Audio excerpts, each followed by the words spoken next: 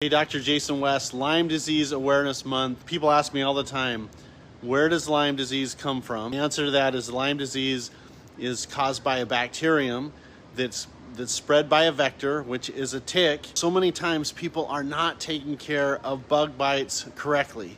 And as the more I'm in practice, I think like bug bites are a medical emergency. Now, when I talk about bug bites, I'm specifically talking about these little tiny quarter head size of a pin of ticks, and the highest risk factor for Lyme disease is ages 3 to 14. And I believe what happens is a lot of people get exposed. 60 to 70% of people don't remember having a tick bite in that age range, and then I believe that it can get activated later. I've had this happen so many times with patients that have a trauma, physical trauma, a big emotional event, a family member passing away, an accident, a divorce, a midlife crisis or job change, all that stress hits the body. I believe that that can be an activation period.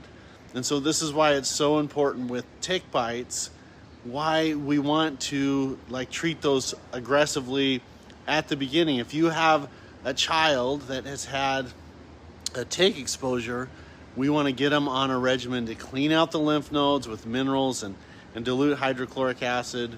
We want to work on the thymus, work on the spleen, which helps the blood reservoirs. That's what the spleen does. And then the white blood cells are taught what to do by the thymus gland, which, by the way, is most active when you're a child. Those happen to be the most neglected glands in medicine, in my opinion. So proper care of bug bites, immune system stimulation, lymphatic drainage, organ supports, and I think that is the best source or the best way to get ahead of Lyme disease. We gotta get kids to have really healthy immune systems when they're in that age range of 3 to 14. Now, we have a different protocol for teenagers, we have a different protocol for adults that have Lyme disease, but this is a great place to start of getting children on a nice immune system protocol.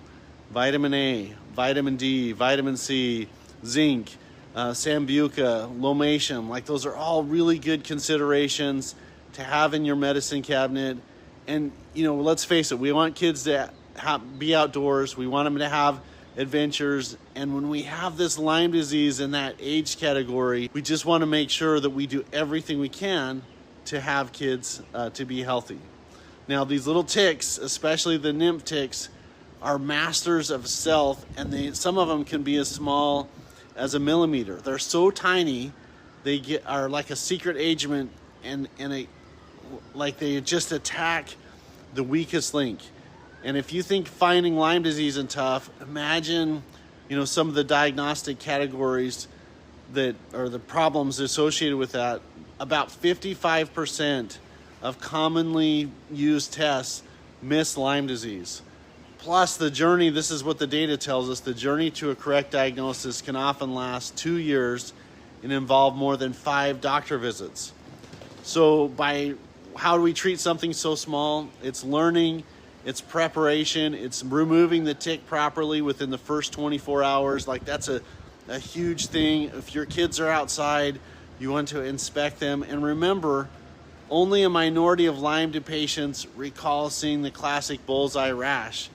So this is why I think it's so good prophylactically to reduce food dyes, to reduce sugars, so that it doesn't lower the body's immune system ability to fight these. And then I also wanted to talk about some of the different diseases, multiple sclerosis, Alzheimer's, even Parkinson's disease can literally mimic or be caused by Lyme disease. That's what I'm going to talk about in day number 10. That's why every tick bite should be treated with the seriousness it deserves. And this is exactly why I created a dedicated community. It's private but free of videos, lessons, and support to help you tackle Lyme disease from all angles.